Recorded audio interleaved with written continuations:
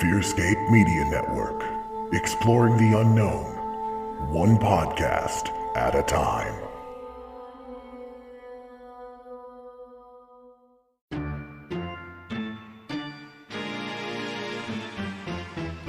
Support for the Fearscape Media Network is brought to you by Manscaped, the best in men's below-the-waist grooming champions of the world. Manscaped offers precision-engineered tools for your family jewels. Manscaped just launched their 4th-generation trimmer, the Lawnmower 4.0. You heard that right, the 4.0. Join over 2 million men worldwide who trust Manscaped with this exclusive offer just for you. 20% off and free worldwide shipping with the code FEARSCAPE at manscaped.com.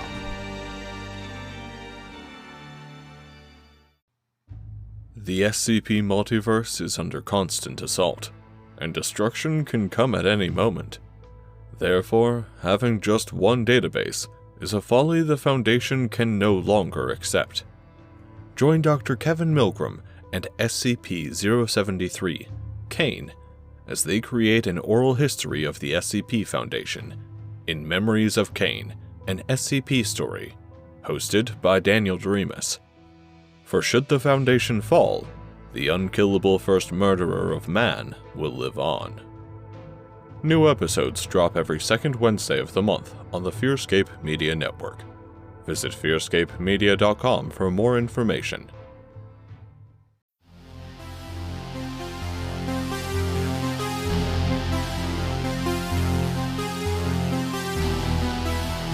Coming to you from nowhere, a suburb of parts unknown, your ghoulish hosts for an evening of terror, Stefan Gearhart and Lance Wayne, the Misters of the Dark.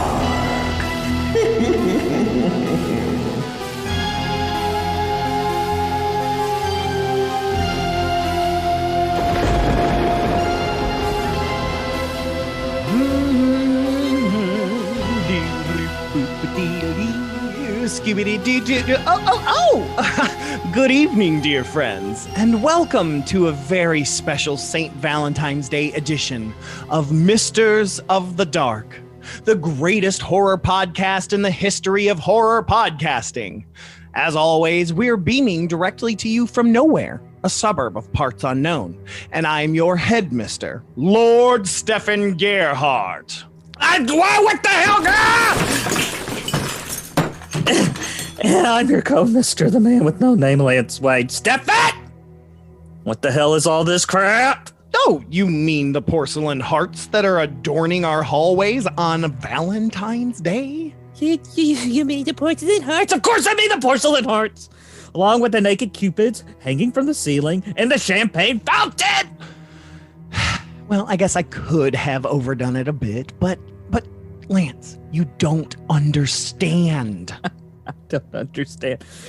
Try me. Okay, well, I know you might find this hard to believe, but I think I finally found my Mrs. of the Dark. Wow, Stefan, that's great. Who's the lucky gal? Well, she's a film star. Uh-huh. She's well-versed in the dark arts. Yes. And she's the subject of today's film, The Love Witch. You want to run that by me again? Yeah, I'm awaiting the arrival of the Love Witch herself, Elaine Banks. How is that even possible? Simple, my dear co-mister.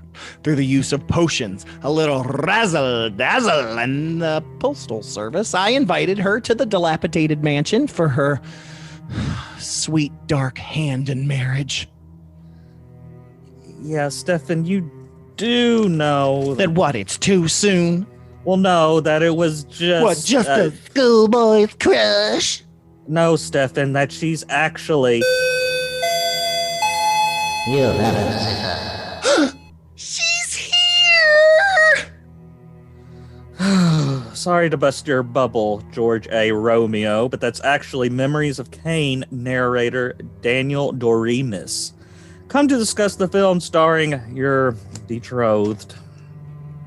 Oh, Demons of death and hell, take thy beak from my heart. Idiot. All right, welcome. Thanks for coming over, Daniel Doremus. Oh, don't be such a dick. Yeah. I'm not mad You guys at have you, been Daniel. such, like- I'm not mad at you. I'm just mad Well, at the thank you. situation. Thank you for not being Oh, I'm sorry. No, Look at- I'm glad you're here. I like your podcast, and I like the way people are like scared and shit. That really stands out to me. Me too. Whatever that was supposed to mean. I like scary shit. It means that I'm finally doing my job. Yes. I found little to no success as an engineer, so maybe, just maybe, I can freak out enough people that I find a platform. Right. Oh, yeah. And which is funny because Lance and I have found little to no success as podcast hosts, so we're actually becoming engineers. Yeah, exactly. Yeah. Oh, So- fantastic. Yeah, but it takes We two can of us just- to do your job. Yeah. All we have to do I gotta- is swap our mojo, and eventually we will become this amalgamation of finally a singular, useful human being. Well, all I have kind of like is the a- Megazord. Yeah, well, all I have is a action figure of Mojo Jojo from Powerpuff Girls. So I had a Megazord. That's a good place to start. yeah, so it's- we can swap that after we swap some spit. No, thanks yeah, for moving thanks on. for coming over to the dilapidated mansion. I'm glad the townsfolk let you through. They have not been letting people with any hair on their head through. I don't know what's Interesting. going on. Yeah, they They do don't. some They don't weird take. stuff. They don't take kindly to the Jewish community. Let's just. And you look so much like the Jewish community that we were like, y'all gotta let him through. All right. Wait. He's not. No. Get out. Get out.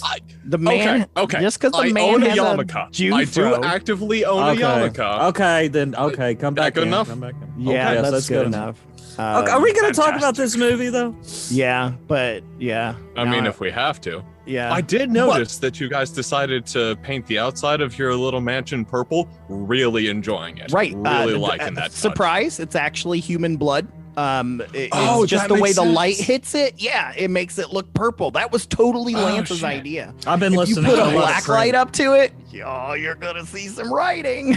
Yeah, Fuck I put up. yes. I've been listening to a lot of Prince lately. I've been watching Purple Rain on a loop for like the past month, so you'll have to forgive me. Yep. I've been listening to a lot of Barney and Friends, so you'll have to hang out with Okay. me. I can see Anyways, the let's go ahead and influence talk there. about The Love Witch. Again, thank you, Daniel Doremus, host of Memories of Cain and SCP Podcast. We love that shit. So we all have recently watched The Love Witch, and I'm going to go ahead and say I loved this movie. It was Right? Yeah. I really like this movie. especially Lance after the last movie we had to watch. Oh, That's it. God. That's what I wanted to bring up. It was a good palate cleanser right for the shit we had to ingest. So, the of other course, for those listening, spoiler alert, of this course. is definitely not one of those movies that are so bad we watch it for you.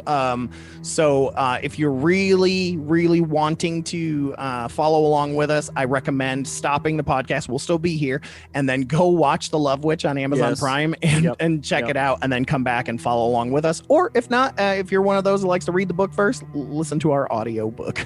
Yeah, listen. I'll be her. I'll be the Love Witch. You are my So I love. guess that makes me the cop, yes? Yeah, you're the cop. Investigating your various. Oh man, I want to tunnels be the of love. college professor. I'm totally in. Yeah. Okay. Yeah. Anyways, this movie's called The Love Witch. It's a 2016 American comedy horror tragedy. I will also say feminist propaganda, especially learning about the director, Anna Biller. She's a huge feminist, and that was part of her process there, was to show some feminist stuff in there. But she not only did she direct, but she wrote it, she edited it, she produced it, and she did the damn score for it. I mean, Oh, really? Anna Biller Damn. for the win. Really? The Basically a film stars one-woman show. Elaine Parks, Yeah, really. who we love. She's a modern day witch who uses spells and magic to get men to fall in love with her, with disastrous results. It's shot in It was shot in Los Angeles. It premiered at the International Film Festival Rotterdam. Damn, I can't talk. Rotterdam. In May 2016, it was acquired for distribution by Oscilloscope Laboratories, which is a really great film production company. Seen a lot of great, not just horror and sci-fi movies, but some documentaries and stuff like that coming from Oscilloscope. So one thing I'm gonna tell you, that as far they had really good marketing, and because honestly, up until maybe a day before I watched this film, I had no idea it came out in 2016. Same. I thought it was like some lost obscure. Because originally it was on Shudder, and it just flew right in with those like Gallo films and like the Italian kind of straight up like a 70s 60s, 70s British satanic panic type shit. Like I was like, I mean the cover of the poster, everything. It only had a limited release, which in my opinion is a shame. It was a limited release in the United States, November 11th, 2016. The very, very cool thing about this film, and this is something I noticed, and that even 10 minutes in, I was like, was this really filmed in 2016, or did they like reproduce it and they're like saying it came out 2016? Mm-hmm. Because it was shot on 35 millimeter film, and it's like really? That's why it looks so good. It is the last film in the United States to be shot on 35 millimeter. Oh, no kidding. That connects a lot of dots, actually. Yeah, it was printed from an original cut negative. I mean, they went old school on this, used like a Technicolor type process, the whole yards. And the one thing that critics are acclaim about it is that it was a playful tribute to 1960s horror and Technicolor films. It was combined with serious inquiry into contemporary gender roles and shiz like that. Yeah, it was really cool. I don't have a how much the budget was. But I'm going to say very limited, because if Anna Biller is like doing everything, she probably did this out of her own pocket. Yeah, probably like went into her dad's garage and was like, hey, are you going to use this 35 millimeter film? So mom's dead and you're not going to film her anymore? I really need to borrow that tape deck. It'll really bring the sound together. So, but it did end up making $246,000 box office. And so I think that literally just entails what's made on the limited release, not like what it's made off of Amazon or Shudder. I don't think so.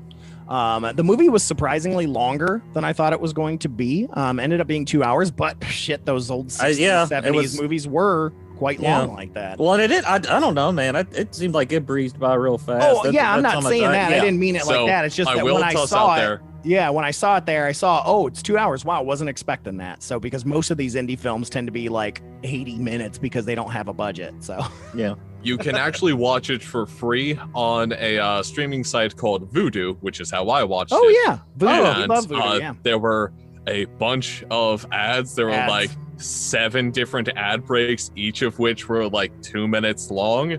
So if this is a good movie, y'all, if you want to get the most out of it, you kind of should find a release that doesn't have those giant breaks in it. And if it's on Vudu, it's probably on a couple other streaming sites, maybe even YouTube. I haven't checked because of course I saw it right on Prime, but I would have been totally okay even with commercials, because good God, still a good movie. Loved me some Elaine Parks, man. Oh, me too. Definitely a pace breaker though. Oh God, what a beautiful dreamer.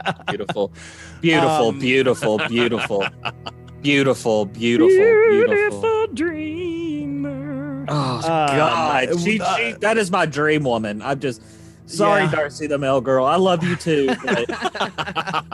I love her too. I never got it because she's like giving all these dudes drugs, and I'm just like, you could just give me a Capri Sun, and I wouldn't, You could give me some nails you clipped last night, and I'm like, my God, let's do this. I mean, I collect nails from victims anyways. So you can give me that tampon.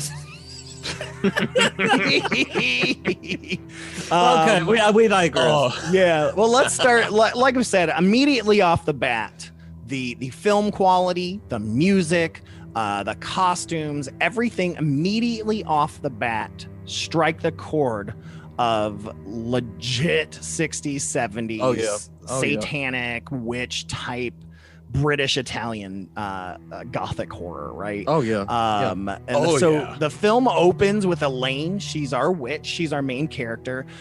She's driving to Arcata, California to start a new life after the death of her creepy ass husband Jerry. Creepy ass. Gosh, it was and his little montage to go, like, anytime we flash back to Jerry, kind of looks like a montage from the old Batman 66 show. Like the way the colored lights hit him, and he's like, were really good.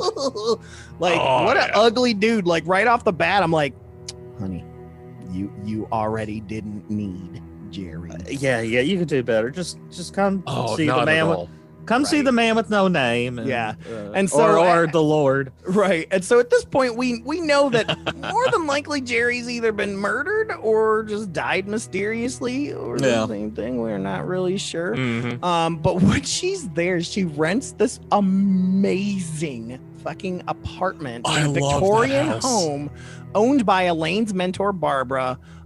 Which is all already, so Elaine's mentor obviously is into pagan witchcraft, Wicca stuff, which we'll talk a lot about. And so the place is already decorated for someone who happens to be a witch, and it's kept up by my favorite character, the interior decorator, Trish Manning. Oh God, I don't know. I loved Trish. I love Trish. So my favorite part about this movie is actually that you can really tell that it was a spoof, and a not so much a spoof, but a celebration of those 60s, 70s movies. Because basically any of the characters that are not currently involved in witchcraft or under the spell of society are normal people. And your first introduction to that is this interior designer. She is such a normal, standard person. She puts on such a wonderful performance to give a stark dichotomy between the normal world and the Wiccan world. It's and to even that go one back little a bit, bit, to go back a little bit, one of the things that was actually jarring at first was that, and at first I was like, man, this is really fucking low budget, because here's Elaine driving in this like old 1960s, 70s car. There's this whole, like, Jerry looks like he's in the 60s and 70s. Even the cop car, you're kind of like, looked a little newer, but we can let it slide. And then all of a sudden you see new cars everywhere, and you're like, what the fuck? And it was really jarring at first, because then I was like, when is this fucking set? I was really, really confused and really kind of mad about this at first, because I thought it was just poor, like they didn't even try. Like, they had a low budget and they didn't even fucking try. But then you find out that it's later on, not later on in a movie, but just researching the film, that was on purpose. Because again, like Daniel, like you were talking about, it's another way to differentiate between the two worlds. A lot of times the people that exist in Elaine's world tend to live in that 60s, 70s mind frame. And even so much, when she starts fucking these dudes, they kind of flow into that mind frame as well. And they kind of fit much, for example, the professor who ended up having an older car, and things like that. But yeah, at first it was really, really jarring. Especially later on when Trish busts out a damn cell phone. I was like, wait, what? Like it. Oh, did she? Oh yeah, because I don't even remember that. Yeah, when they're at dinner and she leaves the ring behind. She calls her real quick to say, "Hey, you left your ring behind." I was bewitched. I mean, I don't know what else to say. But yes, but I will tell you, that was hard for me at first. That was really jarring for me at first. I want to get into this though, because while I was watching this, I was like, I want to hear Stefan's take on this. But as far as the how they depict the witchcraft and paganism, things like that, how accurate is this? I planned on talking about that quite a bit. There is a lot of accurate stuff and a lot of bullshit stuff and a lot of stuff that is real, but it's not Wiccan in any way, shape, or form. It is a part of other types of traditions and things like that, and they just kind of mixed. But we'll get into that when we really start talking about that. But yeah, I mean, I definitely paid a really big close eye, especially since my path been on solitary, where I've done my own thing, but as well as traditional Gardenarian, the original Wicca. I've been a part of that as well, which is a lot of what you saw in there. But yeah, so another part, we get, so Trish, who's showing her around the place and all that stuff. Trish is like, hey, let's be friends, and you want to go get some tea, which I thought was funny because she's British. The actress that plays Trish, like, I swear I've seen her in 100 movies. That's what I thought. The same exact thing. Didn't recognize her from anything. I mean, she kind of had those pouty lips like so Joey Lauren Adams and stuff like that. So when you actually looked her up? Yeah, I couldn't find her. So when you looked her up, you didn't recognize anything? Really? Yeah. I think one thing, she was in like an episode of something, like, and I'm like, could that episode have really stuck out to me? Like, because it looked like from something from a couple years ago. She's done some like voice work, but I'm like, her face. Then my other question is someone who has like traveled the country and Canada and stuff doing improv. I'm like, does she do improv? Because I've been to a million festivals, and that a lot of times if I look on IMDb and I can't figure out where I've seen the person from, I later find out, oh, they're on an improv team out of so and so, and I saw them at this festival perform. Yada yada yada. That's happened because they're all actors for the most part, So, I didn't know you did improv. Yep. I do the make 'em ups. The make 'em ups. That's what I call improv from now on. We should, the old make 'em ups. But yeah, so they go to this Victorian tea house. So again, this is where like you're still like, when is this set? You're still kind of trusting the idea that more than likely it's set in the 60s, but then you're obviously recognizing this homage to like the Gothic Victorian setting of a lot of these older films as well. So I appreciated that. They even had a harpist in the background. Yes. Weird. That's automatically what I thought of. It's so fucking... It's so fucking Victorian, so fucking pretentious. All of the women are dressed in these fabulous gowns. And fabulous! Kind of saunters in a suit. Yeah. It's just like, oh man, and that harpist, she just shows up randomly other places as well. But yeah, all the musicians in this movie, do I have things to talk about? I mean. At least she legit looked like she was playing the harp. Yeah. Which we'll the talk Ren about. Fair was hilarious. I loved the I can't wait to talk about the Ren Fair. That random fucking Ren Fair in the middle of nowhere. But yeah, at this point, like, Elaine's like, I'm just so tired of being single because my whole life revolves around men, and I just don't like being alone. That's how you know this is a film. Yep. It's when she's bitching about the right. I mean, I'm sitting there and she's just like, oh, wish. And then Trisha's like, yes, I have a husband. His name is Richard, and he's quite amazing. Yeah. And I keep him on his toes. Yeah. And then Richard shows up to this place. By the way, this is for ladies only. Like, God, he's such a do weird women dude. have shit like this where they go? It's like secret Victorian clubs, and it's like Jane Austen time, and they're just like, like when they're like little girls are like, oh, you want to play tea time, daddy? It's like, do they continue that when they get older, but like no men allowed? Like, I have no idea what the hell honestly, you just said. I love this headcanon. The idea that there is just a secret society of women spread out across the world that just come together and celebrate tea time in these fabulous Victorian dresses. That is a world that I want to eating live fucking in. Finger sandwiches. Yeah, just celebrate it. We don't know about it. Stefan, you need to talk to your wife. She may be part of this. So yeah, I'm going to. Oh hey, if anybody would do it, she would. But yeah, so like Trish doesn't realize that Richard is there, and you can tell right away. He's like, who is this beautiful woman that is? Well, no, but honestly, the way I picked it up was she's doing it just as hard back.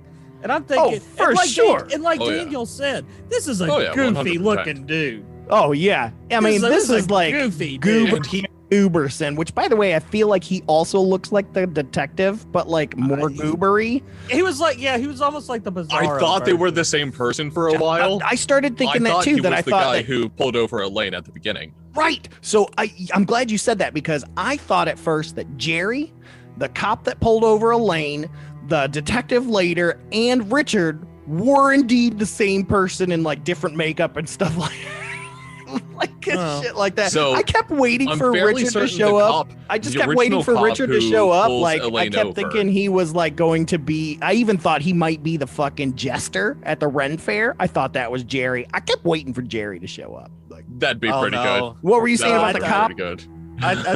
Jerry's dead. Jerry's dead. 100%. Jerry is actively dead. That the cop who pulls Elaine over at the very beginning, I am fairly certain, is the detective in the middle and end, because the cop car has a bullet hole in the side of the door. Like where the hinge is, there's a bullet hole on both that cop car and the cop car that they go to check out the house after they meet up with. Did you know? Yeah, holy shit. I don't even know my own name. That was the first. Jesus. That was the first thing that I noticed. I was too busy going, I think that's a 1990s Are they ever going car. to explain that? In the words of your people, Daniel, oy vey. I mean, come on. I don't even know where I'm going to work half the time. I'm trying to look right now because I want to know. But yeah, I didn't even notice that because I was too busy going, well, that's a 90s car. This looks like it's set in the late 1960s. Like I didn't even I don't know shit about cars, but I do know a mild bit about set dressing. And so like when I knew that I was going to be talking about this, legitimately mild. I am movie deficient in most ways, but like I was paying attention to all of this stuff because I knew I was finally going to be talking about a movie with people, so I wanted to be mildly intelligent and have an idea of what I'm saying. Well, I mean, I gotta say, I'm looking on IMDb, and I do not see a role for a cop. And trust me, these roles are in here like witch, you know, priest, shit like that, bar patron. Credited. So I feel like it would say that, and it does say in terms of the second cast in credits order is Griff Meadows, and I don't know if they did that in the order of how they were seen on film or what. But man, now I want to go back and rewatch that first scene and see if that's freaking Griff or not, man. I just want to say, I love how we almost have a hierarchy right now of things that we were paying attention to in the film. How it's everywhere. Daniel's here saying, well, the bullet hole matches up with he's very precise. Stefan's like, well, they were all 90s cars, and you know, that threw me out of the film, and I'm like, there was a really cute brunette with boobs. Going back to the car scene for a little bit longer, the first thing that I thought that I saw that was not a thing is I thought Elaine had no pupils. Throughout those first like 5 minutes of the film, I did not see pupils in her eyes, and I thought that was just notice a damn bullet hole for a Wiccan. Yeah, so I was just got sitting them there dark just eyes, man. Staring really into her eyes, going like, where the fuck are your pupils? Are you supposed to be human? Are you supposed to be an alien? What is going on here? I know. They had to have done something. Because, I mean, even just like working on the thumbnail art for this episode, you know, because Stefan's seen it. It's just a picture that they used her in the advertisements. I would just find myself just like staring at it because she almost didn't look human. Like, yeah, I mean, think they did something. Well, I mean, to be fair, like I said, there is a lot of legit magical stuff that's in here. The stuff that they use is legit. So there, if you believe in this stuff as I do, there's a possibility that maybe they did indeed use some sorts of spells or things like that as a way to influence, right? If one believes in that. Makes sense. Stuff. So, because I'm over here, I'm like looking at you, but I'm still looking over at the poster right now. Like I keep looking over. Oh my God, does she have us? I think she Are we in does. her claws? Oh my think so. god. I am fairly certain we have been since the moment we started watching this movie. Yep. And it's gonna be a while until we forget about her, if we ever do. If we No, I never will. I'm such a pathetic slob or whatever. as I'm drinking from this piss-filled bottle. So, Stefan, if we find a witch's bottle in either of our mailboxes, we know not to go looking for Lance. He's in a better Correct. place. He's in a Yeah, better place. exactly. Let just put me in an unmarked grave. I'm doing Speaking of unmarked graves, good. What a transition. so we get to It's an meet important Wayne one. here. So Elaine, of course, right after Richard leaves and all that stuff, she performs a ritual because she wants to find a new lover. And immediately outside of the Victorian weird thingy, she sees this bearded Indiana Jones professor type gentleman Yeah. A named Wayne. sexy man in his 50s. Right, talking to some hot The prime blonde of his co-ed as she's sitting there. This is where she's eating her sandwich, right? Is this where, or is that the Yeah, other? Oh, yeah. And she eats it so fucking weird. Yeah. She's like Yeah. so prim and proper and Yeah. doing these tiny motions. She doesn't But, she doesn't so much eat it as she nibbles. Yeah, and dude, obviously this literature professor from the local college who's talking to obviously it's one of his students or his aide or whatever. I forget what. Oh, we yeah. picked out. No, it's a student. I think It's it is. his, but I think it's his like aide, his class aide. But anyways, like he sees No, it's a her, student. I'm right. He sees her, Elaine, and just turns from this bitch and is like, dude, Immediately. like in the middle of a Yeah. conversation, and is like, I gotta roll. Don't let the door hit you where the Lord split you. Just go. And he just deuces her, man, and just walks away from her, and goes right over and to the old sandwich TA eating Elaine. is pissed. Yeah, You can she's tell super immediately that she is hard for this guy. And yeah. he just immediately said, fuck this saucy bitch. Let's go for the new shit. pissed. Yep. And Yeah, so yeah, obviously there's a tad bit of foreshadowing in there. Like, we know that she's gonna come back later on. But essentially they have this conversation, and of course Elaine's talking about love and this and that and wanting to go out into nature, that she's new here in town, and of course And she she like, does this cold read on him to like Yes. figure out what he's about. And it's yeah, like, if and you you've gotta ever say seen cold it reads is a being cold done, read. Like Yeah. this is not her having done research, which is what it feels like. I mean, she nails it. Yeah. something ritual magic. Right. Well, she has remembered there for when she first sits on the bench, she has like a little what is it, internal monologue. yeah. Mhm. He's like, people often ask me why I want to be a witch, and I mean, it's like, it's such a little kid answer too. It's like something a 5-year-old would say. It's like, I just want powers. I mean, that's like all she says. Right. I well, feel and that that's, though. and Yeah, like, yeah. Come I on, mean, who it's- doesn't just want powers? It's interesting because there is a huge like dichotomy of her own personality, because on one hand she is indeed saying, she wants to be a witch, she wants to get her power back, she wants to be this, but then on the other hand she's basically saying, I've always been told if you want to keep a man around, you need to love him, less than Unconditionally, unconditionally. everything. Yes, he Yeah. needs someone to take care of him, and things like that, which really leads into our boy here. What's his name again? Wayne, right? And so she reads Wayne, and she's like, "Oh man, you look like somebody who's into nature, who likes to get away from it all." And he's like, "Yeah, I do." And she's like, "I bet you have a house somewhere out there, some sort of cabin where you can just get away." And he's like, "Motherfucker, I do." And she's like, "Why don't you take me to your home? I will cook you dinner, and then we gon' bing bang boom." Yeah. And of course, And I really appreciate yeah. he just immediately goes, yes. Okay. Yeah. Yeah. I mean, And I'll be honest with you, like the other dudes that like kind of go under her spell, you could legit tell they're under her spell. But here, she didn't need any spell work up to this point. No. Wayne totally not at still all. would have been like, she does the no. spell work later. yeah, obviously yeah. he's like hitting up his TAs, you know what I mean? Like, and we find out later he was all Mhm. about free love and all that stuff. Promising Yeah, some yeah. better grades. Right, Yeah, right. yeah. So they get groceries and they go to Wayne's cabin. She makes a badass dinner, dude, with some fucking fat steak, dude. So I want to pause before we get to the dinner.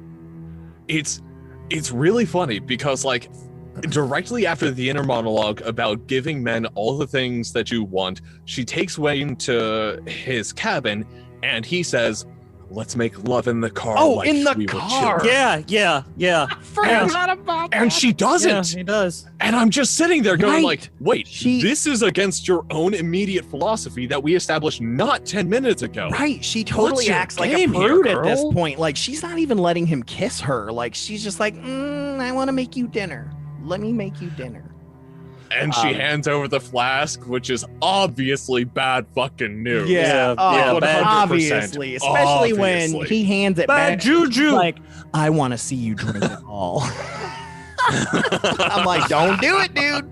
Don't do it. Which again tells me, I'm like, was there like, so there was like a number of different spells happening with Wayne, because you had the initial love spell which attracted Wayne, but then there's the one that is in this vial and possibly in the food and everything else that he drinks, which is this spell that we find out later, that gets him really sick and needy.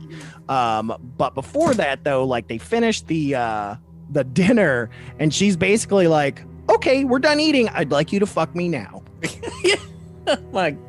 And Wayne damn Not near even done eating. jumps They're like, over the yeah, fucking yeah, coffee yeah. table, just fucking knocking shit over. He's ready to pound town. I was just waiting for him to go, are you for real? Yeah, but I mean, yeah. So she's derobed. Wait, didn't she though? Like at the very beginning, before they even went, he's like, wait, what? This is really happening? Yeah, Okay. yeah. Is it like Yeah, So I was just too busy looking at the lady. yeah. as soon as they're in the car, he is just immediately, yes, we need to do this now. I am only letting you drive for the sake of getting somewhere that we can do this. Yep. Just Wayne please, for the please, sweet pain of rain. But yeah, so they totally, get it on, and she can like read his mind, and because he's basically, basically talking about he's a free spirit. He says, I don't usually fall in love. Like, I just want you to know, I sleep with a lot of people. This is the thing that I do, and all this stuff. And then This is of course, the thing that I do. yeah. Then This of is, course he's like not feeling well, and after they have sex and stuff, and he's like, what was in that drink? And she's like, oh, nothing, just some berries, some alcohol, and some hallucinogenics. It's hallucinogen, yeah. And He's of course, cool with it. and then he's like, fucking excited. yeah, He's so like, into the idea that he just got drugged. Yeah. He Anybody is else would be totally like, down for this shit. yeah, what the fuck are you talking about? He's like, oh my God. Oh, He's like, it's the best day ever. He's like, I'm usually one that roofies people. It's weird that it's Yeah, happening to me. I'm getting sex and free drugs. God. Yay, the 60s. Then the tide turns. This then is when Wayne's not feeling good, like I said. He starts not feeling good, and then he starts feeling like he's in love with her, but that he needs her. And Yeah. he starts motherfucking getting so clingy and so emotional and starts crying. It turns into infatuation. Screaming. Scream Throughout the crying. entire house. In which Elaine's like, ew. Yeah. I mean, she's just sitting there in the Yeah, living room, drinking her whatever the fuck. I'm like, no, I don't like this. she straight up, she says, I wanted a man, not a pussy. Yeah. And I'm like, bitch, you did this to I Elaine. thought the same thing. Yeah. You literally. Isn't this what you wanted? A Yeah. love who would never leave you? This is you cast this spell. You did exactly this. You did this. And she ends up hanging out though and stays down and sleeps on the damn couch while this motherfucker is screaming for his mommy. Screaming all night long. And for his Elaine has mother. become his new mommy. Yes, and Yeah, she does yeah. not want that. Even though in the morning she wakes up, decides to make his ass some breakfast, which again, if there's one thing I can say about Elaine, man, she looked like she can cook. Yeah. Like, but she makes him some breakfast, goes upstairs. He don't want to eat. He's just too depressed He don't want to believe because he believes he had a nightmare. Just wants her. Yeah, Yep. and so he thinks everything that happened the night before with him screaming and stuff was a nightmare, and she's like, it wasn't. It was you being a little bitch. That was you, dude. At least that guy went out in a blaze of glory, though. I'm just saying. I mean, I guess. I mean, his blaze of glory was not how he died. His blaze of glory would have been dying during the sex. Instead, he had to agonizingly and cry like a little baby all night long. Oh, he got served breakfast. Big deal. He didn't want the breakfast, man. Which that scene, I've got to tell you, that I never thought there would be another uneaten breakfast scene in a movie that would piss me off as much as this. This pissed me off. That she gives him a full, delicious-looking breakfast. And in Pee-wee's Big Adventure, it's the same damn thing. He spends half the opening making that breakfast, and he takes like 2 bites of Mr. T cereal. Mr. T cereal! Yeah. I love it, the breakfast! But anyways, she leaves him the breakfast. Like, she don't even hang with him. Like, she's still like, eat your fucking breakfast. She doesn't want him. I'll be back in No, like she doesn't want a 15 pussy. minutes. So she comes back later and his ass is dead. Which I'm surprised by. Again, I'm confused because I'm like, was this not part of your fucking plan? How fucking like rookie amateurish of a witch are you? Like, cause you act like you're like been a witch for a long ass time. Yeah, she's trying to act like some top tier shit. The first thing she does when she comes into town after getting her apartment and hanging out with Trish is to go to the local witch's shop and try to become a supplier of candles and other ritual materials. Yeah, soaps and natural stuff. She thinks she's some big shit witch. And it seems like throughout the entire movie, she's just continually fucking up her magic and doesn't understand what she's actually doing. Yep. Yeah. So the weirdest thing happens next, though. So the next part is he's dead, and we don't know what's going on. And then we see her peeing into a bottle. Yes. And immediately I'm like, you do. Did this just turn into a Golden Showers 70s pornography? Are we about to pay homage to 70s porn? What's happening right now? Oh, I hope so. Here's the thing. If it has to be this way, I'm willing to accept it. But yeah, so she pees into a bottle, and then she like, oh, I'm bleeding. I guess I'll use a tampon real quick. And then she goes ahead and takes that tampon and puts it in this bottle, which we, of course, find out is a witch's bottle, which then tells me she had this planned because she had to have known she was on her period to have made this happen and known he was going to fucking die. So I'm super confused. Like, there's levels to the planning, and it feels like in some scenes she's like hyper aware of everything that's going to happen, and in other scenes it's like she has no idea what she's even capable of.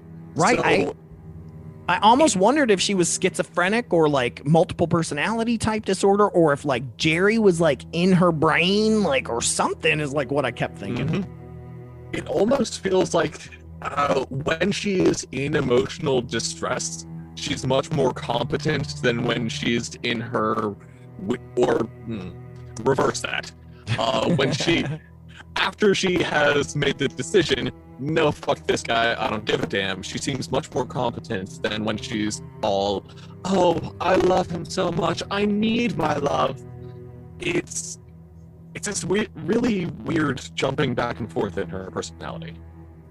But yeah, like, I'm just like, does she know what she's doing? You know, like, for example, like, you know, so first of all, I just want to say, why does she have a wig that is exactly the same hair and length of her hair? That's and what, color of her hair? I guess it just made her have a fuller head of hair, but it made me wonder is that if she was in the wig, was there like this transformation, right? Like a Dr. Jekyll, Mr. Hyde? Was there something along those lines? Because, you know, later on when we talk about Trish trying on her stuff, you almost wonder if there was a transformation taking place. And so that's what I was wondering at first, but no, I think she's just discombobulated in life.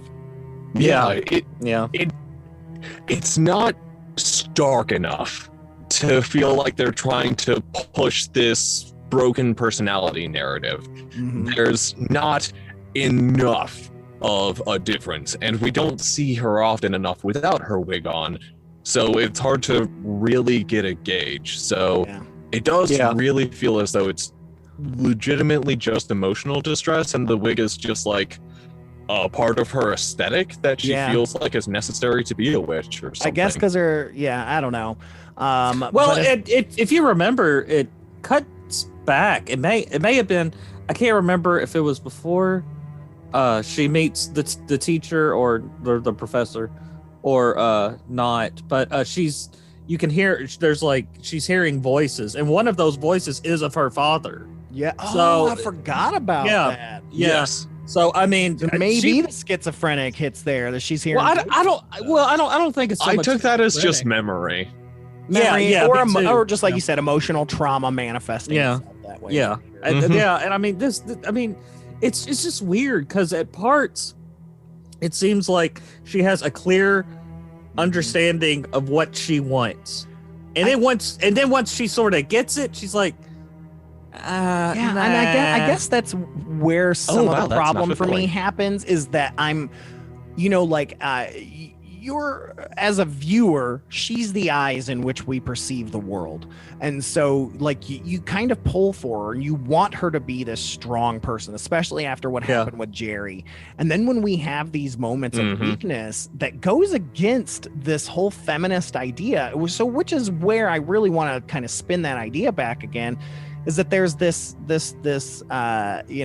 battle, this debate going on almost in her head over feminism versus, the old ways of just being submissive and stuff. Like and I think she's just torn. She doesn't know how or what to be, because, with Jerry, she tried to be those things and Jerry still turned out bad.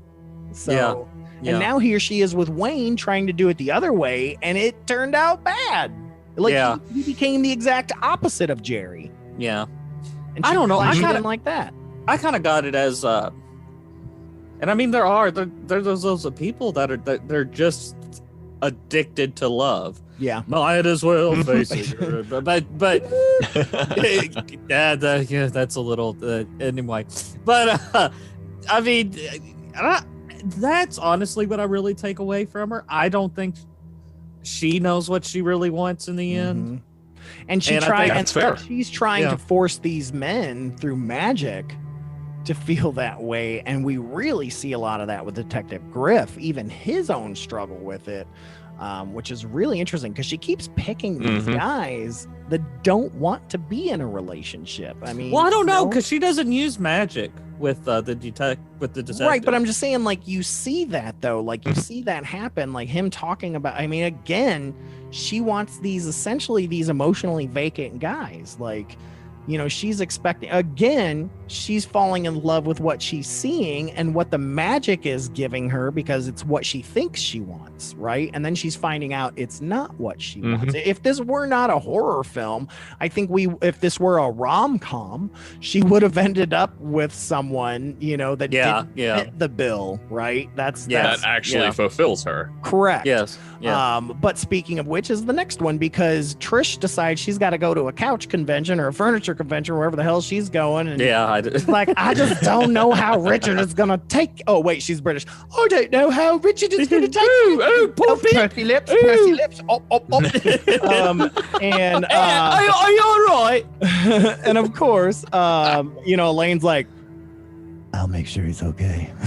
Oh, and we're already like, your husband. We already are like, Richard was the first person she had her eyes on before even Wayne.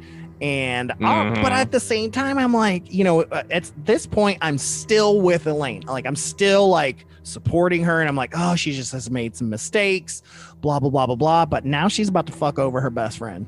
And this is where I'm like, all right, she has no morals. She is in this 100% for herself. And she doesn't care because, she essentially goes and seduces Richard. I also feel like we probably should talk about the coven that she's joined at this point, because a lot of her worldview is really entrenched in the teachings of this coven. And the hypersexualized leader that really does seem to be doing this entirely for his own benefit. And I will say, the Coven itself seems to me to be a pretty standard amalgamation of like Gardnerian Wicca, Alexandrian Wicca, which are pretty similar. They're just a little bit different. And Anton LaVey's Satanism. There's a lot of elements of all three of those kind of mixed in with this Wiccan cult, and they continue to use Wiccan, but Wiccan is white magic. So much of the dark magic and stuff that is used here is just not something that's used in Wicca. That's why I'm like, but a lot of that was used in some of that black magic cults, like the Satanist Church and some things like that, some other offshoots and stuff like that. So, but again, this was that idea of what all that shit was in the 70s, right? All of the movies always had that dude with the giant pentacle, either right side up or upside down, because they didn't know that there's a difference. And just like shit like that. But one of the reasons we, because they're supporting her, by the way. A lot of these flashbacks where we go, which, so one thing to say, all three of those Coven types that I just talked about, they do practice skyclad, so they do practice in the nude. So every time she was only partially nude, I was like, that don't make sense. Like, you don't. The whole point is to. It was really weird that there were naked before the gods, right? But yeah, it's like you want to be humble before the gods. That's the whole point. Is there is that sense of humiliation and things like that, and it's just, so that was felt odd, so weird that there would only be like two ministers, two assistants that would be in the nude. One man, one woman. Yeah. Okay, I kind of get that. But then the rest of the Coven would be in robes and be dressed, even the leaders of it. So I as part of my Gardnerian heritage, I am oath-bound to a lot of stuff, right? And I do believe that, even though I don't practice much Gardnerian anymore, I am oath-bound and I don't talk about it. But one thing is like when you're in your first year and you're kind of learning stuff like that, you're in robes, right? Because it's a huge leap to practice skyclad. It's a huge thing. But again, like I even was like, well, maybe that's the high priest and high priestess and they're nude. I'm like, maybe I could justify this but no, they weren't even the high priest and the high priestess. They were just they weren't. Yeah. No, because the old dude was the high priest there, like, jumping on top of her and stuff, like.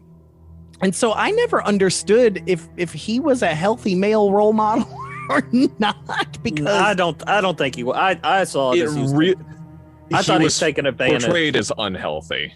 Yeah, he was really portrayed as someone who was preying on these people. Well, and he's making them work, and strip. The burlesque club and all that. Yeah, not that I'm knocking it, But well, again, here's another thing on feminism, right? Should a female be okay to work, in the sex industry and things like that? Should their body be theirs, to gain power? Like, there's this constant, like, power struggle. Yeah. And I love it. I love that the director just constantly even makes you, the audience, question the path that she's trying to put you on. Like, it's really fascinating. She does a really, really good job. Yeah. But it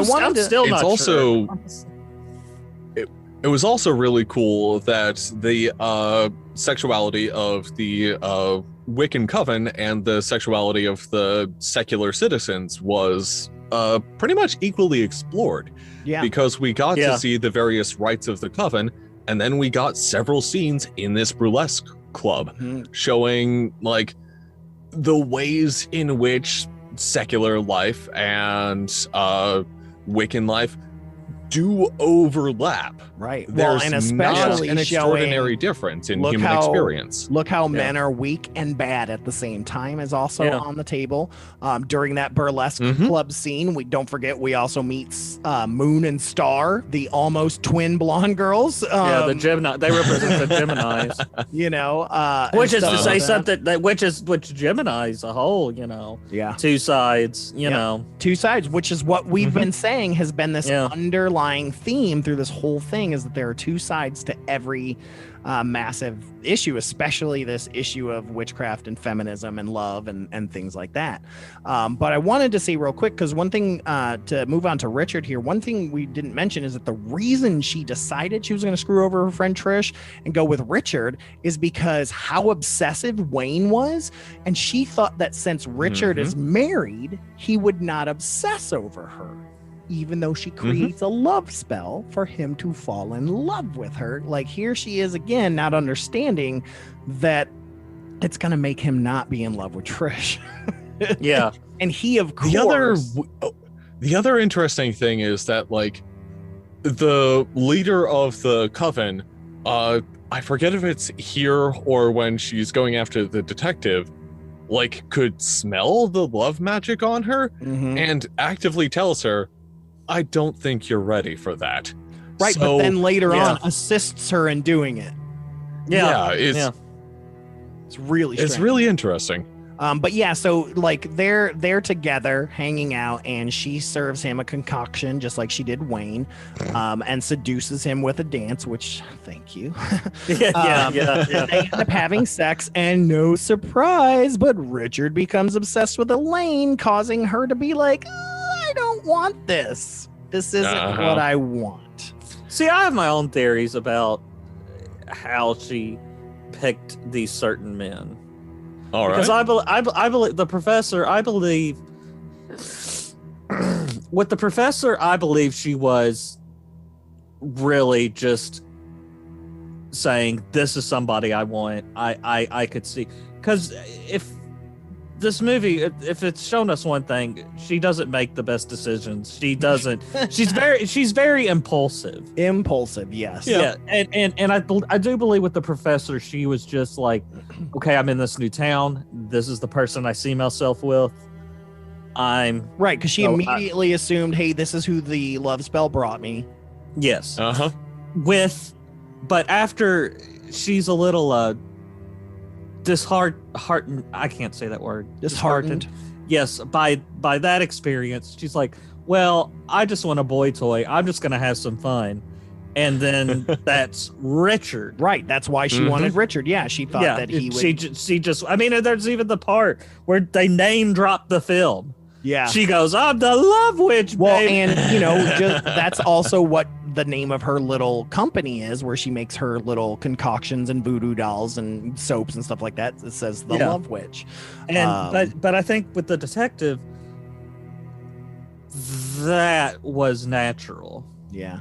Well, let's talk about the detective, because that's kind of where we're at. I don't think there was really a spell with the detective either. I disagree. I disagree. Just because it wasn't shown didn't mean it didn't happen.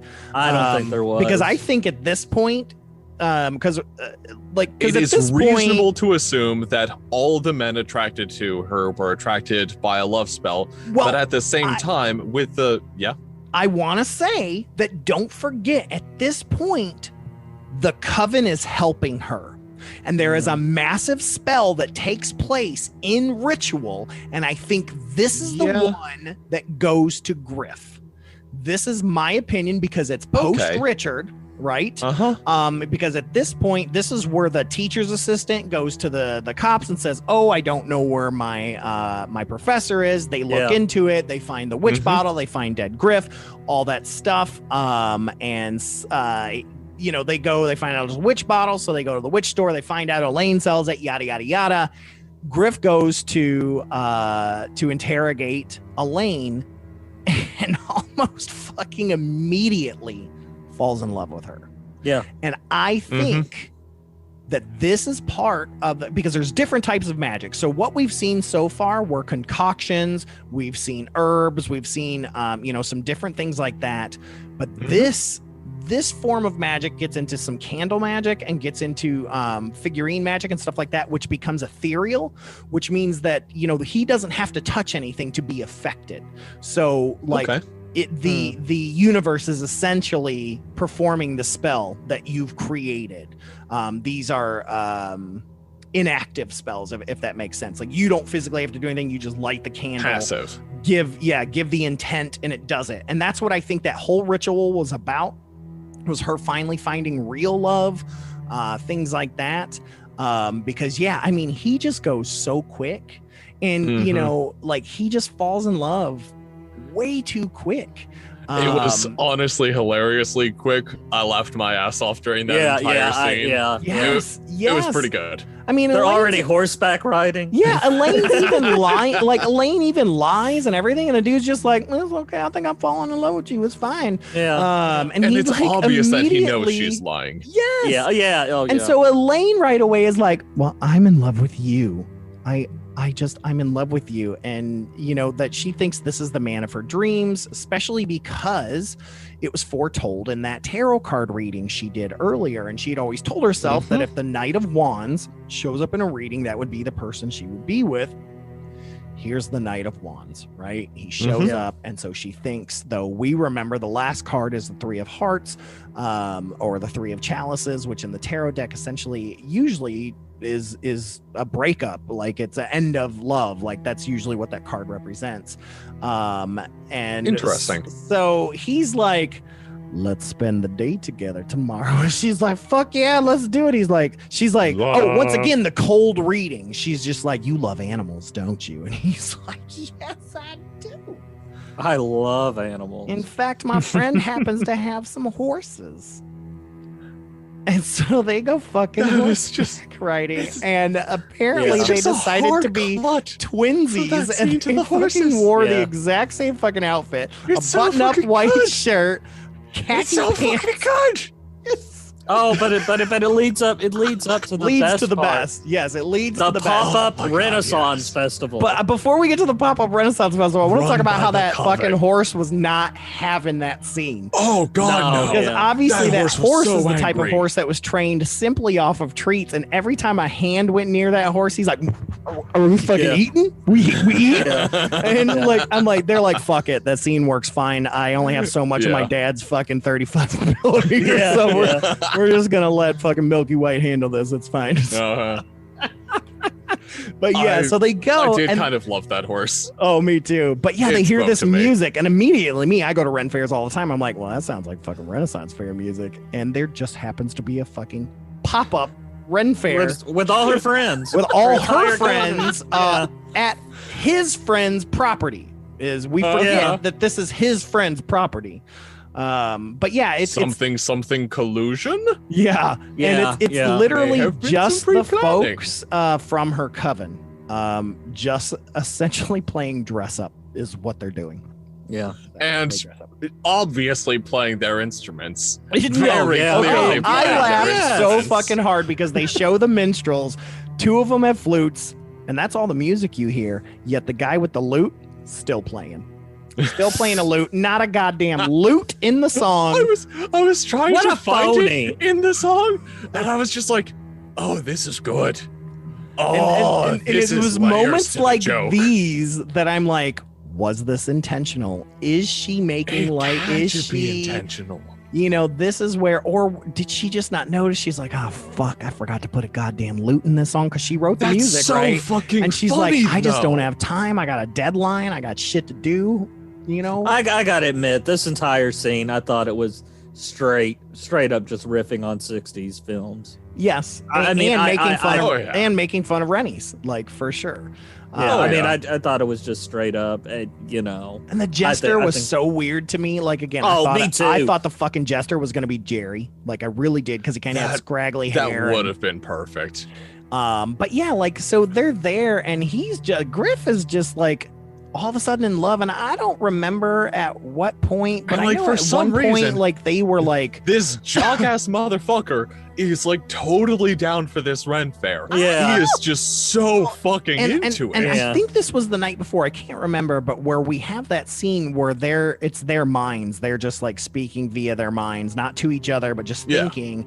And this is where he's like, I've never been in love before. I never wanted to be in love. I don't want to be in love. Love is stupid. Love is stupid. Love is stupid. And then he's in love. And we've like, already seen a scene where he's hitting on one of his lower level cops, employees. One of the lower level cops. Again, another free love kind of actively guy. a sexual creature within his workplace, not even just the community.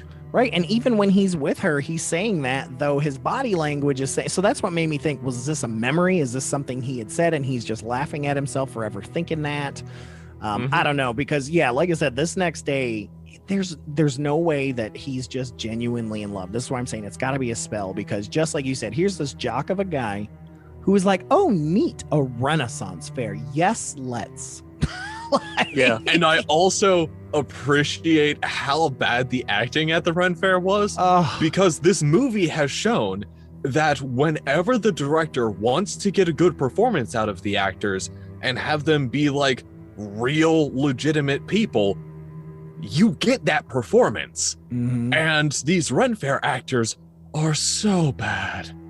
Oh God, they're painfully bad, and they just focus on the extraordinarily terrible and they're Ren like, Fair. you know what, you guys look so cute being in love, let's have us a wedding. We're gonna have us a mock wedding. So then there is this weird mock wedding and more music, and then they get married randomly.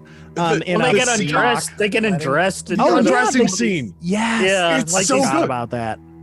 Because Elaine, yeah, she'll be down for it. I get that. These are her friends. She's used to being in the nude with them. Makes sense. And then here is Jockman getting stripped by a bunch of guys going like, ha ha ha, yes, this is enjoyable. Right, like the fucking seven dwarves and Snow White. I don't know. I just like totally... I like I said, I think this is when it totally leaned into the whole corny 60s thing. You know, I mean, if you and Stefan can agree, when you watch a lot of these 50s, 60s horror movies, they do. I remember, well, hell, Frankenstein Meets the Wolfman has this whole like musical production. Remember that, Stefan? But really look at like I said, a lot of those British, Italian, and even especially Hammer films. I mean, look at some of those like Countess Dracula. Oh yeah. God, like, is that just like this? You know what I mean? Yeah. Or I mean, you know, like the thing I kept waiting for was like all the old lesbian vampire type things or witches that happened a lot during that time as well. I was surprised there was not any homage to that. Yeah. I expected her and Trish to totally do it later on. Yeah, totally. Honestly, in the scene where Trish finds out about everything, I really was kind of also expecting there to have been some like residual love magic, something fucky going on with the wig that would actually cause them to like come together and, oh, it turns out men weren't the answer all along. It was actually women. I could see that, definitely. Right. But yeah, essentially after all that, like they have like hand fasting and like they get these rings and they have this mock wedding, 2 mock weddings, but this one was with Griff and Elaine. You know, we then see Griff kind of getting yelled at, right, by his superior, basically telling him, hey, the fucking witches have been in this town a long time. You and your partner need to back the fuck up. Like, they are a power here that we can't fuck with. You need to abandon the pursuit of Elaine as a suspect. And then even his partner, who's all like, come on, let's talk about it. And he's like, no, fuck you, man. I'm not going to deal with it. Because his partner doesn't know at this point that he's in love with Elaine. But his partner even says, dude, look, the professor dude died of a heart attack, according to the superior. But we know that he was poisoned by devil's weed. Because we found that in the witch's bottle. We found that in his system. But is that real? Devil's weed? Probably. I've never heard of it, but that doesn't mean anything. Could be another name for something else. Insert poison here. Right. The superior has also essentially said, no, he's died of a heart attack, and that there was devil's weed growing naturally around there, that he was into hallucinogenics and stuff like that already. So whatever. And so he fucking punches his that punch was my favorite part of the movie. Because Griff is like, you're dumb, we gotta leave this alone. He's like, you're in love with her, aren't you? Out of the fucking blue. Boom. And the cut on this punch is so fucking good. I loved it. Yes. It was so poorly done. Another one that I have to hope and pray was intentional, because that is my favorite part of this movie. I busted my gut on that scene. Right. Well, you also found out, from I think his name was Steve, the partner there, that Elaine was married before, and that he died after they had gotten a divorce, and he was supposed to remarry, and he actually died of a drug overdose, though he was someone who didn't use drugs. That's also put on the table. And so now we see that everyone in Elaine's love life has died. And now it's just, when is Griff going to fall? Yeah. Right. Well, not even Griff. We're still wondering about Richard, right? And so we flip over to Trish being like, where my husband at? Where he at? Where my husband at? Where he at? And then, she's trying to find him. He's in the bathroom. Why is the water running? Why is the water running? So she kicks open the door. This motherfucker slit his wrist in the bathtub. He's been so obsessed with Elaine, and he didn't even spell it beforehand. What a loser. Motherfucker didn't even put pigs die or whatever fucking what a motherfucker. Couldn't leave a message for not even a Elaine. note. Not even a note. But at this point, Trish already had suspected that he was sleeping around on her and stuff like that. Had even gone to Elaine and been like, he's sleeping around on me. I know he is. And Elaine's like, we gonna fuck that bitch up, whoever she is. Oh God, Elaine was such a bitch during that scene. I fucking hated her. Yep. She's listening to her friend lose her mind about the fact that her husband is cheating on her. And Elaine is the one who is cheating with her husband. Yeah. Well, and then even worse, they meet up back at the fucking Victorian Tea Factory. Yeah, that's what he was talking. Yeah. And they're talking about, because now the roles are reversed. There's 2 scenes of it. Yeah. One before the death, during the cheating stuff, and one after the death. Because, as Stefan was about to say, there's a role reversal. Now Elaine is in love, and Trish is in mourning. And this bitch won't look past herself and see her friend's pain. And she's just, oh, look at me. I'm so in love. Look at this promise ring he gave me. It doesn't necessarily mean that we're married, but look at it. Isn't it amazing? And Trish is like, I'm going to try it on. Which look at this ring pop. Do they here, try on my wedding? Isn't it neat? They just fucking try it on. Oh, that's what that feels like. It's probably reserved for the Victorian tea house. Right. Which, the by the way, underground Victorian tea house. The harpist is still rocking out, man. Yeah. And she sings at this point, and it's a really melancholy She's song. got a good voice. She's good. Yeah. She's good as shit. But anyways, Elaine is here's Trish crying that her husband's dead and that she knew he cheated, blah blah blah, and she's like, I gotta go. Even when Trish is we're reversed now, I'm sad and single, and now you have someone, and blah blah blah, Elaine's like, yeah, I gotta go. Yeah. And also Elaine, throughout that entire conversation, is just dropping these truth bombs, in her opinion, about how, you should have been a better wife. You should have given him everything that he wanted. Yeah. Way to rub it in, Elaine. Right. I know. Right. Well, she leaves, and she leaves the ring behind, and Trisha's like, oh shit. I gotta get this ring to you. Important to This Elaine. is where she busts out the cell phone, and where I'm like, all right, it's official. It's not the 60s. That was the moment for me where I was like, all right, it is officially modern times. And so either a ton of people are dressing weird, or this is just Elaine's idea of what life looks like, right? But anyway, so she calls her and she's like, hey bitch, I got your ring. I'm gonna come by and drop it off. I got a key. I'll just drop it off. That's exactly how she phrases it too. Yeah, pretty much. But as a Brit. Hey bitch, got your ring. Hello bitch, I got your fucking ring. Hey, you dirty Tulsa. Hey Tulsa, you remember when you let me wear your ring? It was on my stink finger. I need to wash it before I bring it back to you. You bloody Burke. So anyway, we see Trish going over to Elaine's house, because remember, she's friends with the lady that owns the house, so she has keys. And she goes in there and she's looking around and she's like, I'm just gonna be a peeping Tom, I'm just gonna go through some shit. And so she just starts wandering around and shit like that. And at first I thought she was already snooping, but I think she was just like, where would be the best place to put this ring? Yeah.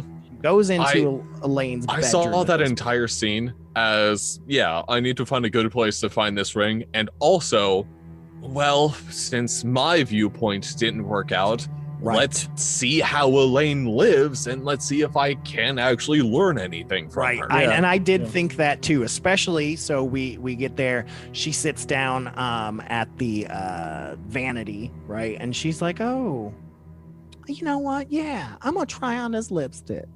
I'm gonna try on this. Okay, this lipstick's now. I'm gonna try on this eye wash or whatever the fuck it's called.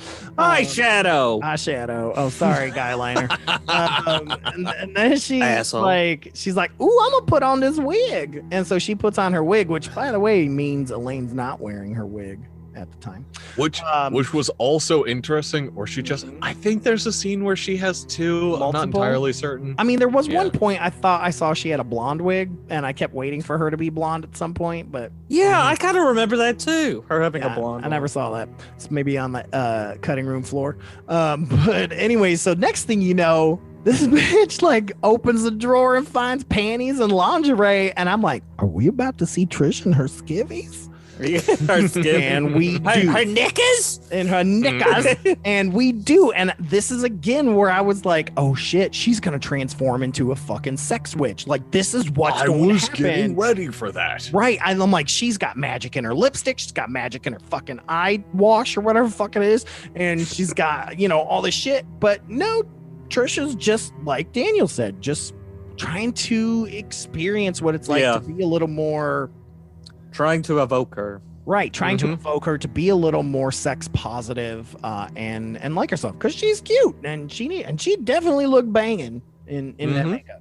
Here. Go Trish. But yeah, Trish so the dish. She's fucking around, and for some reason, she's just now noticing the 4 pictures on the bureau of all the men that have been murdered. We've got Jerry. Trish is very unobservant. Well, not murdered, but just her accoutrement, her menagerie. Entourage of men, so to speak. Of dead people. Not all of them are dead, because Griff's up there. Well, that's too. true. Yeah. But yeah, so you Her got your picture of mausoleum? Jerry. Yes, that's better. You got Jerry, you got Wayne, you got Griff, and then you got Richard. And she just goes, motherfucker. And immediately she knows to go to that top drawer to find the spells that had been put into place. This is where we find our wax figurines, which is kind of a voodoo shit right there. Amalgamations of other shit. I did really want to ask you, Stefan, whether or not like that kind of humanoid representation is used. Yes, there can be, especially you can create things called puppets that are essentially like puppets. They're similar to voodoo dolls.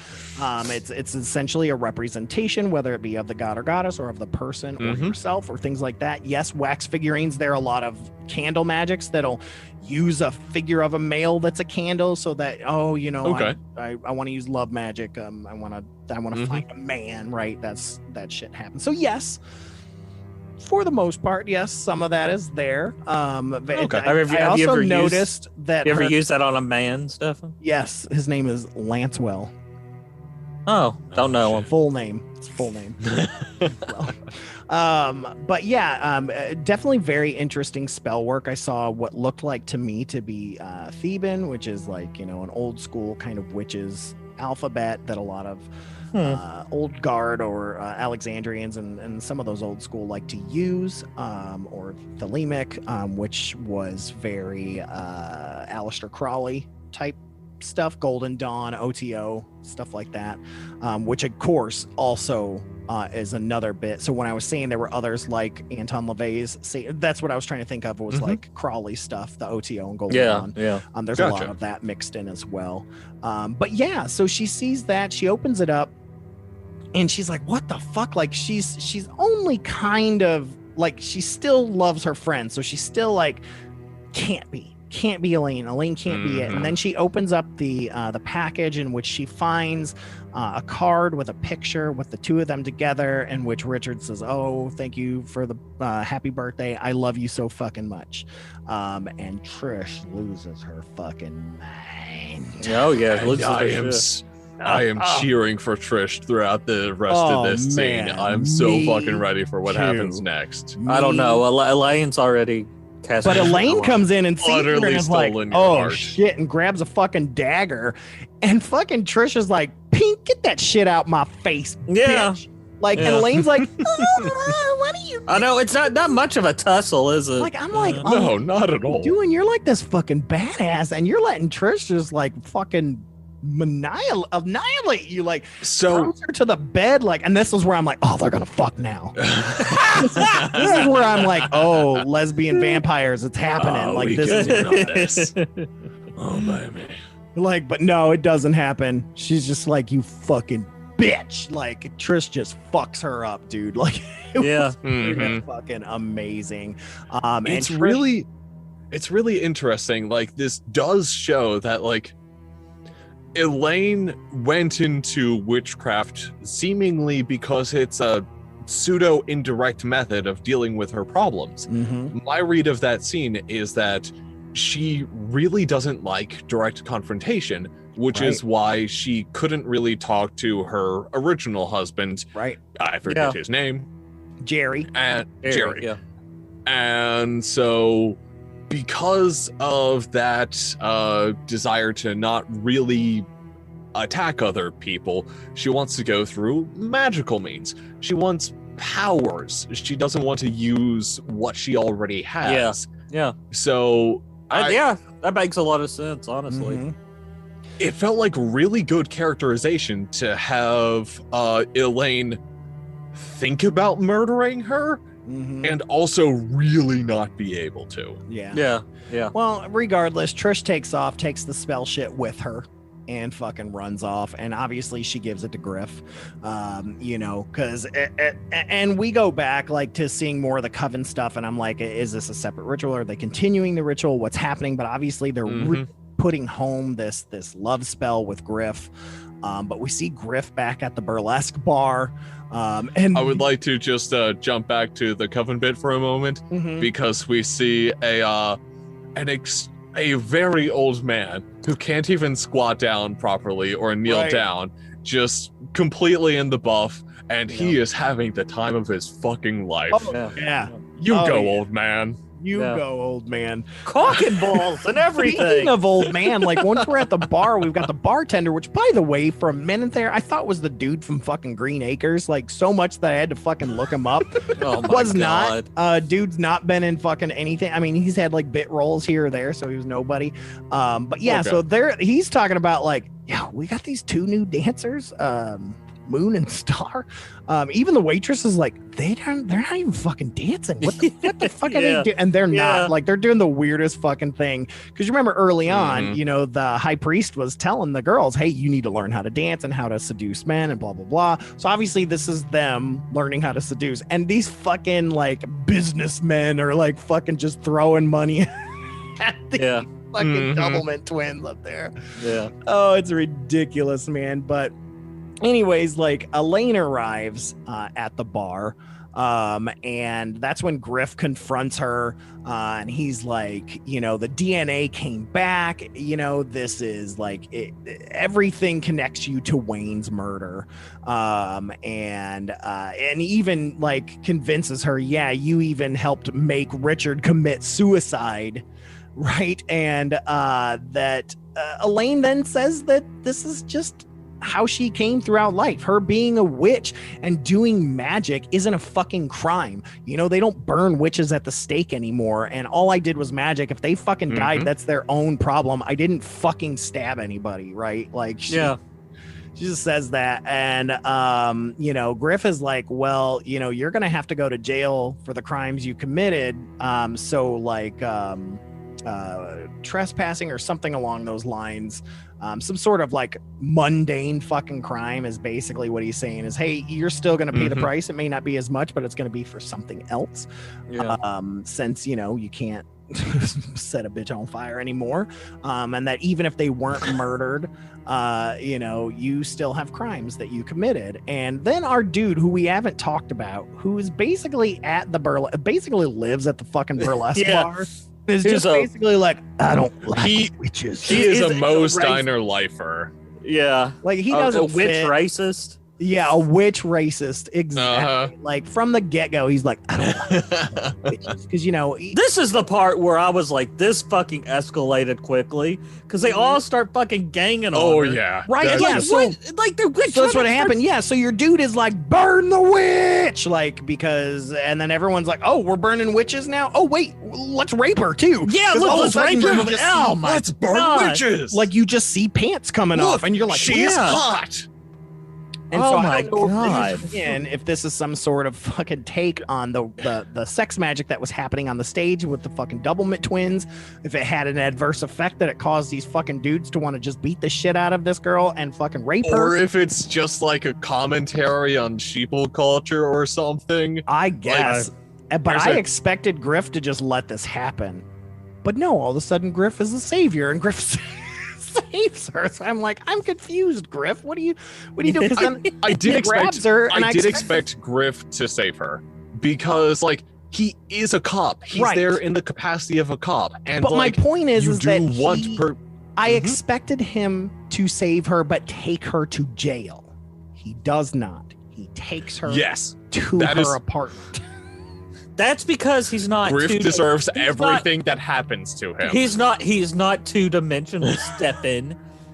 There's a lot to Griff that you don't get, Yeah. and I love him. Yeah. Well, he got his He is a ass beat. fully realized In the character. meantime, he got his fucking ass beat. But they get inside her apartment, and she's like, "I just love you so much, Griff," and he's just like looking like fucking.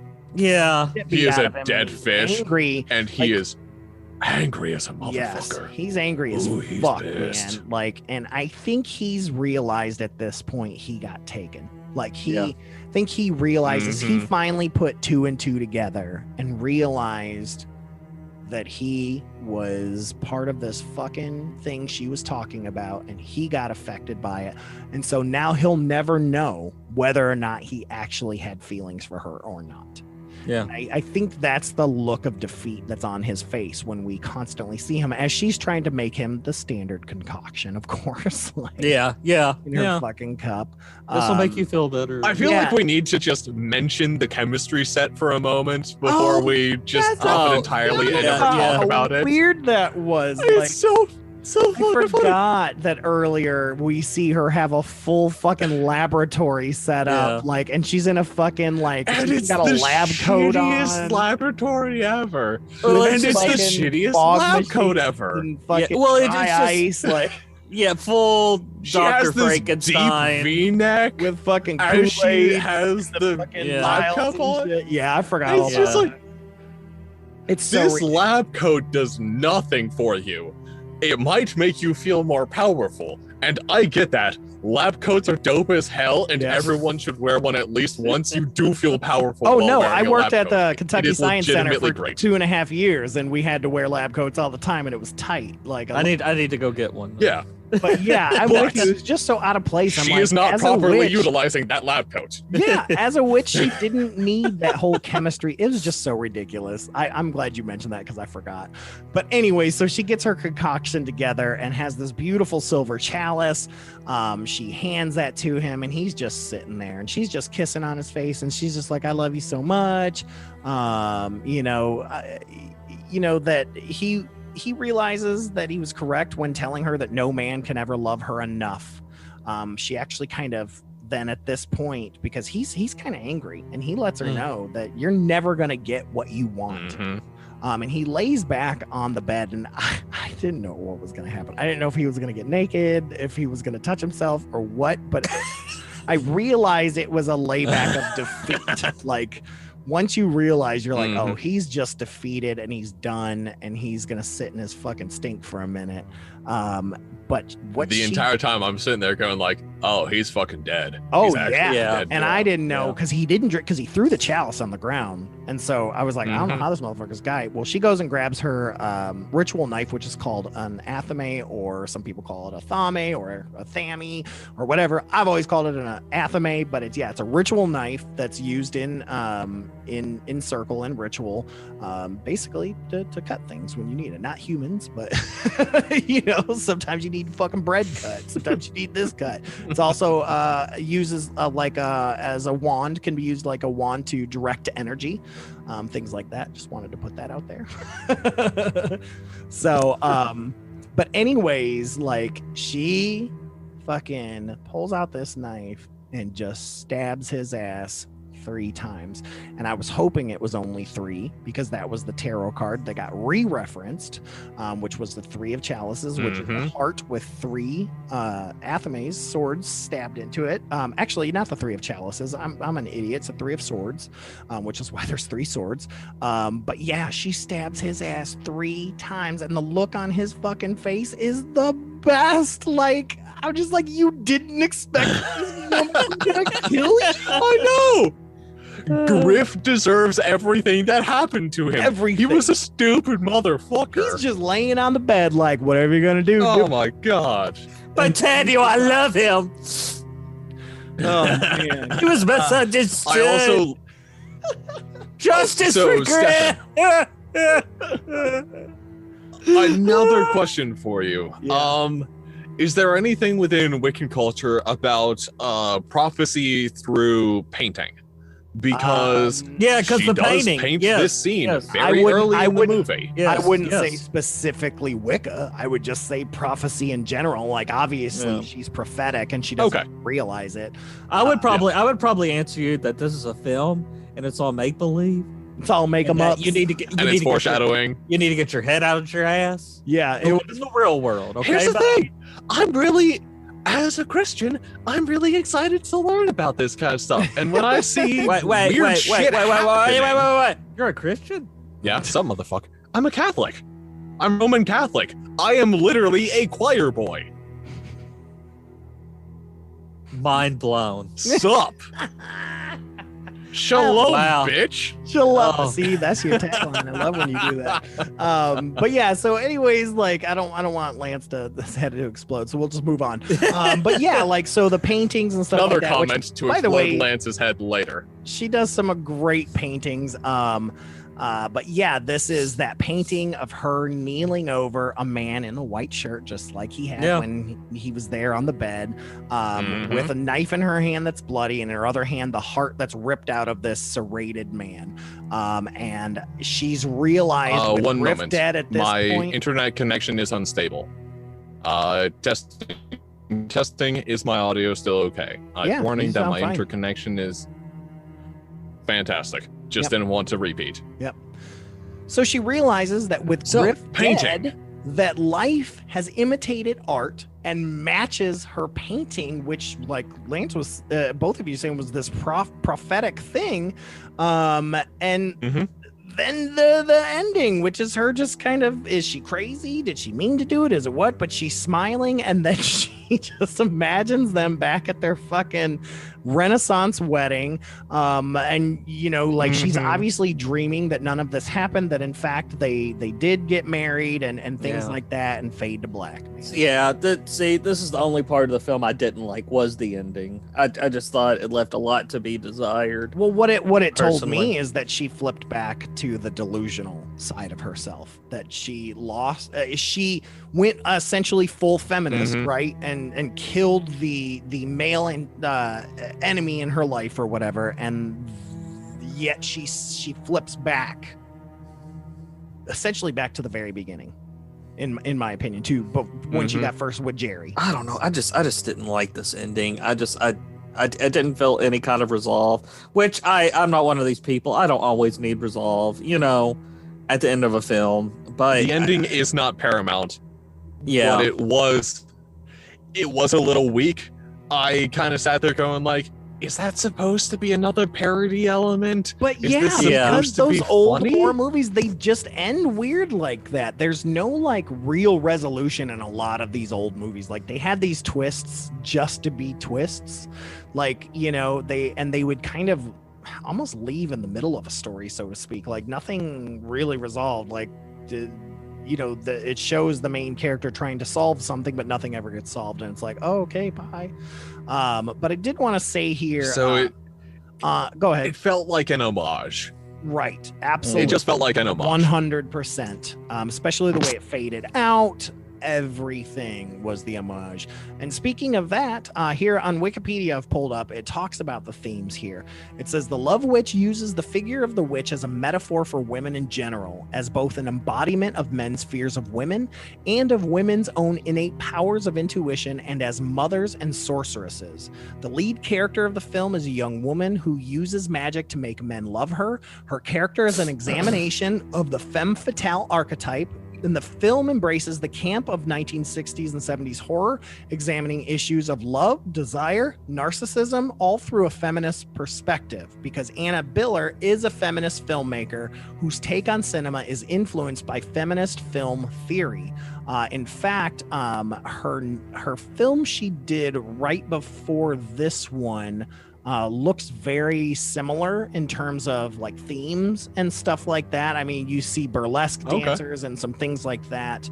Let me see what that was called here, because I want to bring it up. Here it is. It's called Viva.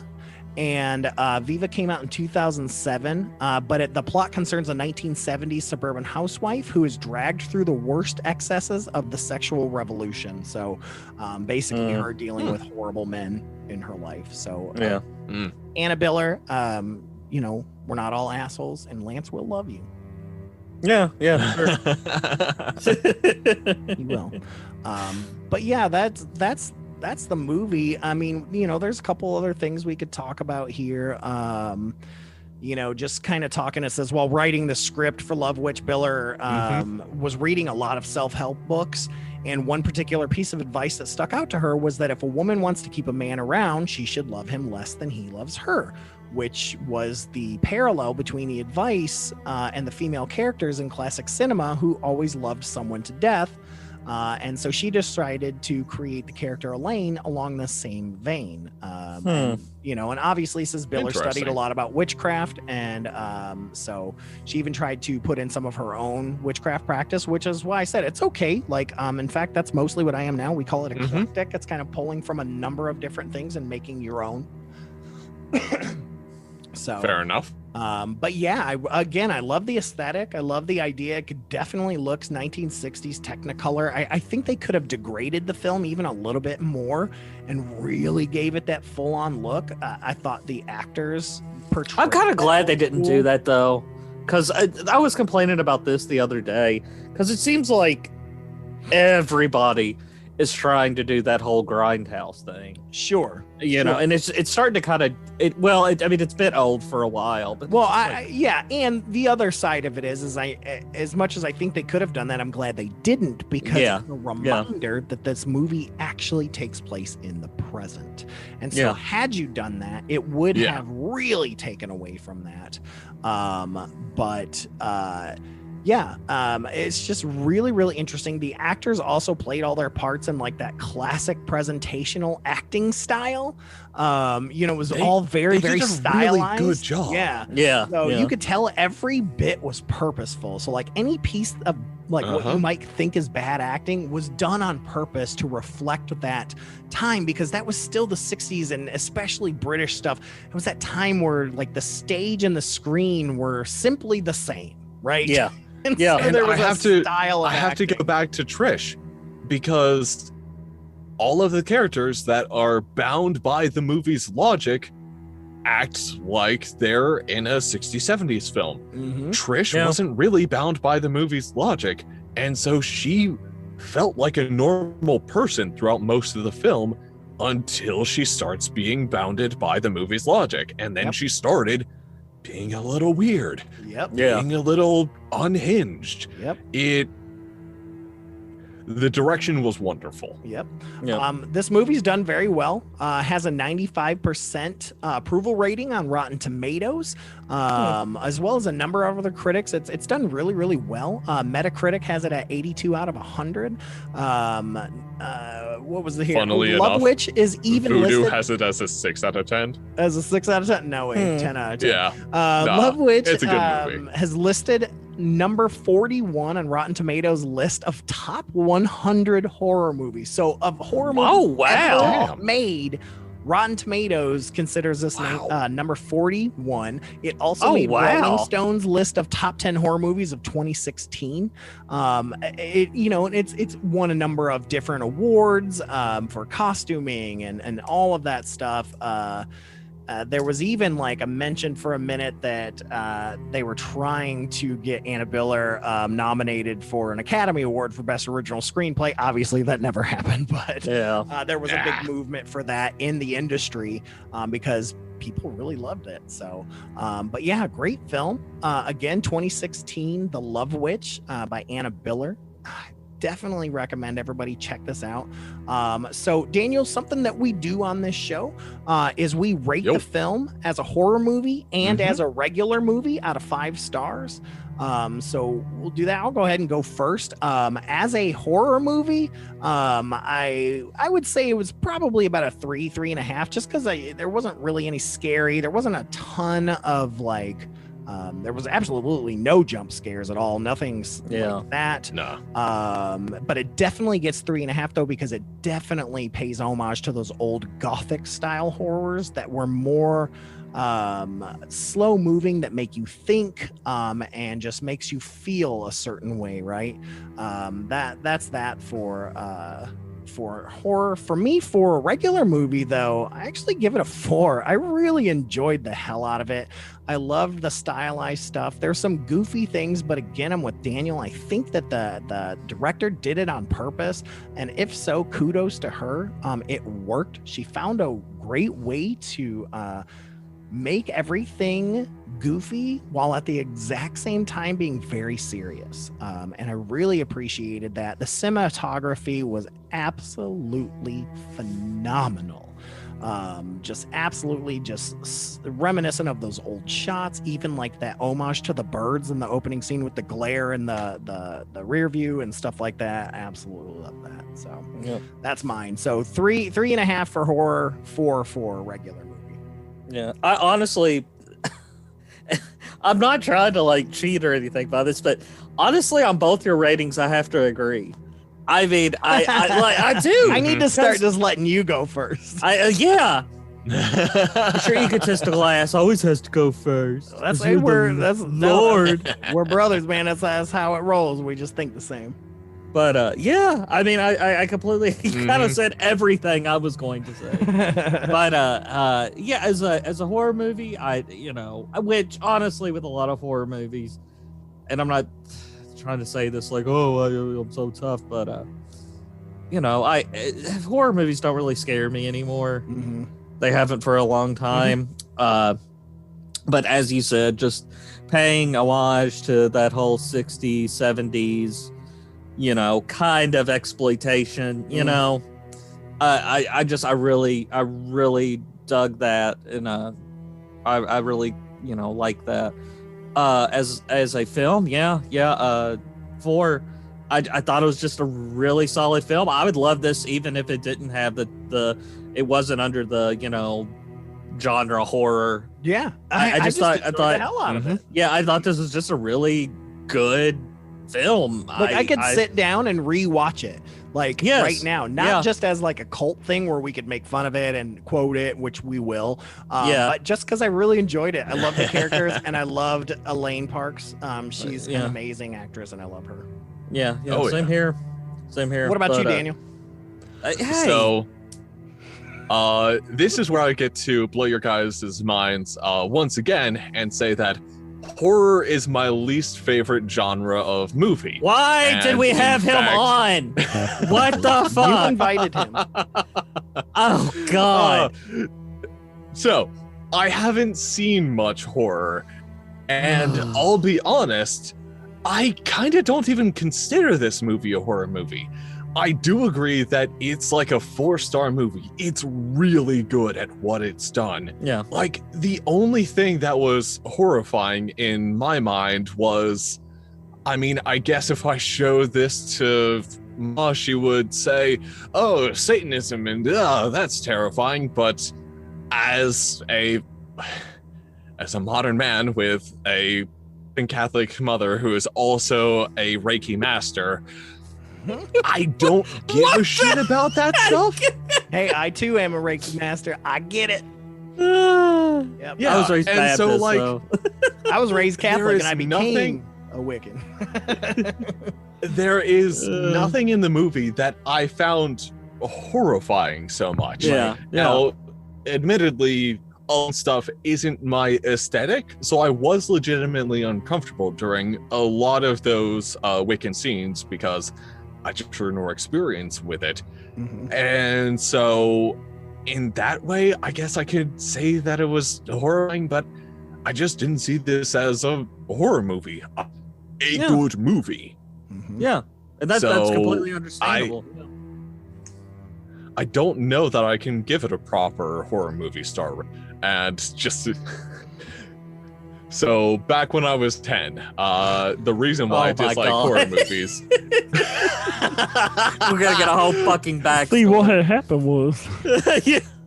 So what happened was, I watched the Van Helsing movie, like the 2000, and I got terrified of vampires for Oh my literal decades. God. Oh no. Look, mine was Christopher Lee. So like when you Dracula, guys and I invited me get onto it, this, I was laughing my ass off, going like, these guys know nothing about me. Oh, You I'm do- the you good do a foil to podcast! everything that they're doing. You do a podcast Yeah. with SCPs on the Fearscape Media. SCPs are great. There is a disconnect between SCPs and movies in the visual art and auditory medium. No, There and- are SCPs that have like these great soundtracks to them that are fucking wonderful as horror soundtracks that I cannot listen to. No, It freaks me out too I get it much. because when you and I first started working together, Daniel, I had mentioned how much SCPs reminded me of Lovecraftian elements, and you're like, I really have never read. I don't know really anything about Lovecraft, and I'm like, what? The SCP is basically Yeah, yeah. Lovecraft. Yeah. Yeah. Lovecraft, but I've never taken the time to go back and read the mythos. So, yeah. I am All right, super well- surprised that I agree with you guys so much about this movie and how much I enjoyed this movie. Well, because that's because, why like- we like horror, is because it's fun. Like, Yeah. you know, Uh-huh. like, and yes, some horror we do like it takes it very seriously. It's very dramatic and things like that. But I think Lance and I can both say we love the campy fucking. Oh, black love comedy. it. Yeah, we God, I ain't love talking about the tent, baby. We love camp. I love camp.